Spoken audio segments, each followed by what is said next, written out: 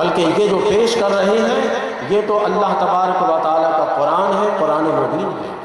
قرآن کریم نبی کریم علیہ السلام کی عظمت اور نبی کریم علیہ السلام کی شان بیان کرتے ہوئے ان منکرین رسالت کا جواب دے رہا ہے اور ازالہ تہمت کے اعتبار سے جواب دے رہا ہے۔ تو یہ نفی کے پہلو پر میں روشنی ڈالنا، تین ہو گئے نا۔ پہلی میں نے کیا بات بتائی تھی؟ ارجاء لفظ۔ دوسری بات کیا بتائی؟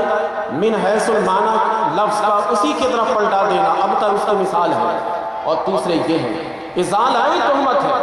اس کے بعد قرآن کریم، چونکہ ان کے قرآن کی نظر میں صاحب قرآن کی بڑی عظمت ہے، بڑی شان ہے، بارہا قرآن ان کو بتاتا رہتا، بارہا قرآن اس کو سمجھاتا رہتا، لیکن یہ لوگ مانتے نہیں تھے۔ اب قرآن جلال میں آ جاتا ہے۔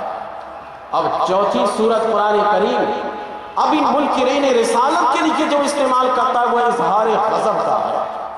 اظہار غضب وہاں کیا جاتا ہے کہ جب سمجھا کر بندہ تھک جاتا ہے، ایک دفعہ سمجھا دیتے ہیں نہیں مانتا، دوسرے دفعہ سمجھا دیتے ہیں نہیں مانتا، تیسرے دفعہ سمجھا دیتے نہیں مانتا، تین کے بعد پھر عام طور پر بھی لوگ ناراض ہوتے۔ قرآن کریم نے 3 مرتبہ سمجھا دیا، سمجھانے کے بعد دیکھا کہ یہ ماننے کے لیے تیار نہیں ہے، اب قرآن کریم اظہار غضب کر رہا ہے۔ تو چوتھی سورت اظہار غضب ہے۔ اور جب بندہ غصہ ہوتا ہے تو کیا ہوتا ہے آپ جانتے ہیں؟ جب عام انسان ناراض ہوتا ہے، غضبناک ہوتا ہے عام انسان، تو ایسی صورت میں وہ اس کی ذاتیات پر اتر آتا ہے۔ ہوتا ہے کہ قرآن کریم بھی منکرین رسالت کو سمجھا کر جب دیکھتا ہے کہ یہ ماننے کے لیے تیار نہیں ہے، اب قرآن کریم ایک منکر رسالت کے ذاتیات پر اتر آیا اور اس کے 10 برائی وہ گنتی کرتا ہے قرآن کریم۔ ازالہ تہمت میں یہ میں اس کے بعد اظہار غضب ہے، اس پر میں بیان کر رہا ہوں۔ 10 برائی اس کی قرآن کریم بیان کرتا ہے کہ یہ کیا نبی کے خلاف بات کریں گے، یہ کیا پیغمبر علیہ السلام کے خلاف بات کریں گے۔ خود ان کا حال جانتے کیا ہے؟ وَلَا تُطِعْ كُلَّ حَلَّافٍ مَّهِينٍ ہَمَّازٍ مَّشَّاءٍ بِنَمِيمٍ مَّنَّاعٍ لِّلْخَيْرِ مُعْتَدٍ أَثِيمٍ عُتُلٍّ بَعْدَ ذَلِكَ زَنِيمٍ أَن كَانَ ذَا مَالٍ وَبَنِينَ۔ یہاں تک 10 برائی اس کی گنتی کرائی گئی، اور 10 برائی میں سے جانتے سب سے خطرناک برائی جو ہے وہ یہ کہ قرآن کریم کہتا ہے کہ یہ ولید بن مغیرہ بڑی باتیں بنا رہا ہے، بڑے بڑھ چڑھ کر یہ انکار کر رہا ہے۔ ان کے بارے میں لوگوں تم جانتے ہو، ان کے بارے میں ان کے نسل میں خطا ہے۔ عُتُلٍّ بَعْدَ ذَلِكَ زَنِيمٍ، زنیم کہتے ہیں جس کے نسل میں خطا ہے۔ دیکھیں قرآن جب ناراض ہوا، قرآن جب اظہار غضب کر رہا ہے تو اس کی ذات کو کس طرح سے قرآن بیان کر رہا ہے۔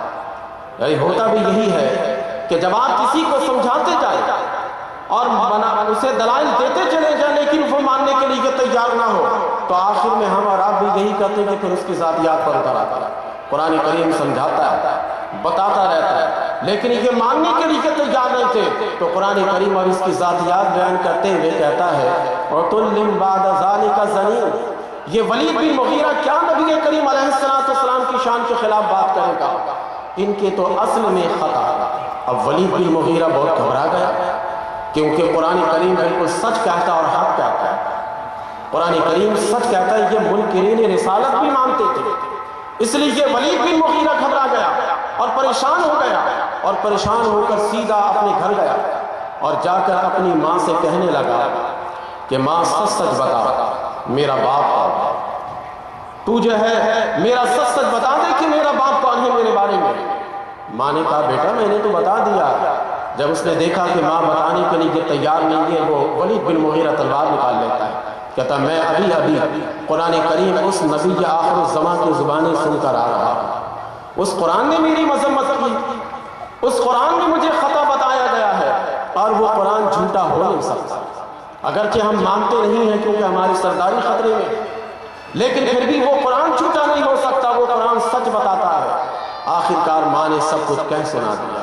دیکھیں قرآن کریم نبی کریم علیہ السلام کی تعریف کرتے ہوئے، توصیف بیان کرتے ہوئے، چوتھا وہ مقام جہاں پر اظہار غضب کر رہا ہے، یہ اظہار غضب میں اس کی برائی ذاتیات کو بیان کر رہا ہے قرآن کریم۔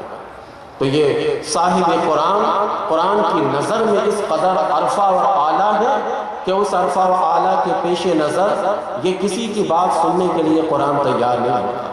جیسے میں آپ کو مثال دوں، آپ اپنے پیر و مرشد کو بہت بلند سمجھتے ہیں اور سمجھنا بھی چاہیے، آپ ان کی عزت کرتے ہیں، ان کا احترام کرتے ہیں اور کرنا بھی چاہیے۔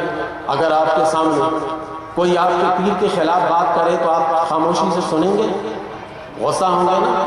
یوں کہہ لیجئے کہ اے قرآن تیرا پیر میرا نبی ہے، یہ صاحب قرآن پیر ہے، کیسے قرآن سن سکتا ہے؟ یہ قرآن کریم فوراً رد کرنے لگ جاتا ہے کہ اس نبی کی شان میں کوئی بے ادبی کرنے لگ جائے تو اس قرآن کی نظر میں تو میرے نبی کی شان بہت بلند ہے۔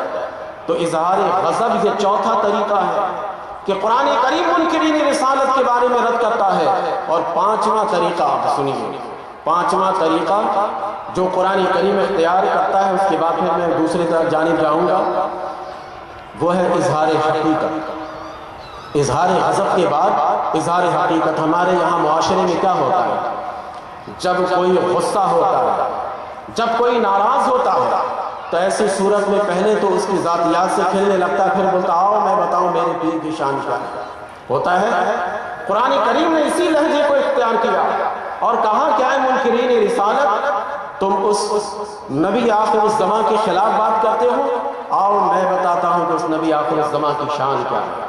یہ لوگ کرتے کیا تھے جانتے ہیں؟